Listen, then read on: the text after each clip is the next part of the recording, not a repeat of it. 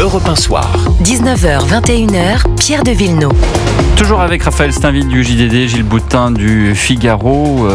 Proposition LFI d'abrogation du délit d'apologie du terrorisme. Il en a été question dans l'hémicycle de l'Assemblée nationale cet après-midi. Écoutez le ministre de l'Intérieur Bruno Retailleau. C'est précisément le mois de novembre qu'a choisi le groupe LFI pour déposer une proposition de loi scandaleuse qui vise à abolir le délit d'apologie de terrorisme. Si cette loi était adoptée, alors ce délit serait effacé de tout notre droit.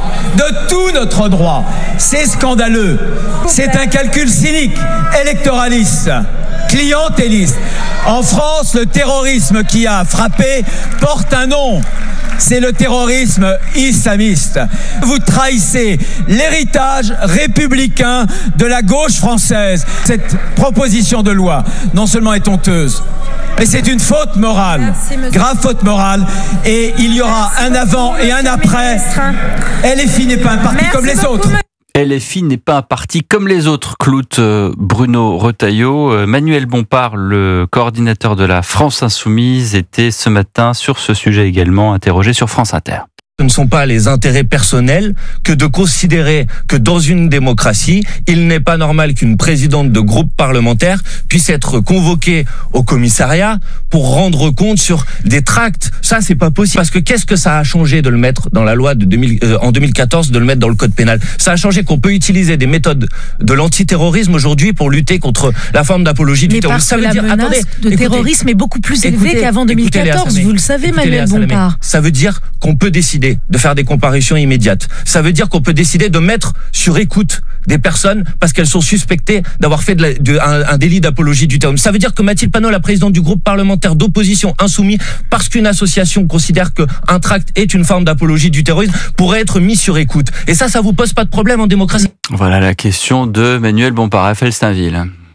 C'est quand Bruno Retailleau et François Hollande, finalement, dans le même temps, considèrent que cette proposition d'abroger ce délit d'apologie de terrorisme est quelque chose d'abject. Je pense que ça dit quelque chose du parti qui porte cette proposition de loi. Et c'est pour ça que Bruno Retailleau dit ça n'est pas un parti comme les autres. Oui, et ça, je pense qu'il a raison. De François Hollande.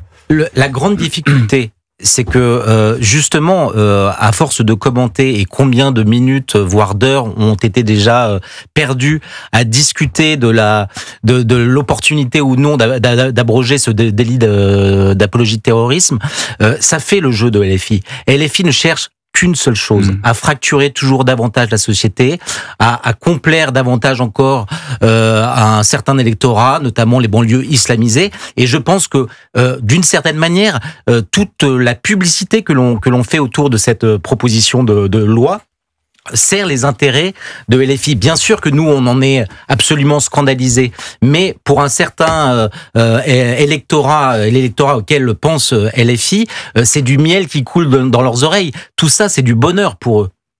Gilles Boutin du Figaro. Je pense qu'il est urgent pour les alliés de LFI à gauche d'enfin nommer l'inacceptable et de le refuser. Parce que ça fait suffisamment de fois où LFI repousse le curseur de l'indécence et que l'alliance du NFP tient. Tout ça pour des raisons électoralistes, parce qu'ils se savent tous unis par un intérêt électoral. S'ils sont désunis, ils savent que pour les prochaines législatives, ça va être extrêmement compliqué parce qu'ils seront tous divisés. Or là, ils peuvent se répartir les places. À un moment donné, à l'instar de François Hollande, qui ne va pas jusque-là, justement. Et il y a un dernier pas à franchir, qui est celui de la clarté du Parti socialiste, des écologistes, des communistes vis-à-vis de LFI. Or, on sait très bien que tous ces alliés ne supportent plus les positions extrêmes de LFI. Je pense qu'il va falloir les attendre sur ça. Et si j'ai encore le temps, je peux ajouter que LFI sera l'idiot utile qui aura le dernier la tête coupée, si je peux me permettre. Dans quel sens? Donc, parce que je pense à Boualem Sansal, qui a écrit un livre qui s'appelle 2084. Et on parle beaucoup de lui parce qu'il a été arrêté en Algérie. Qu'est-ce qu'il dépeint dans son livre? Une société totalement absurde, régie par une idéologie extrémiste qui n'est autre que l'islamisme.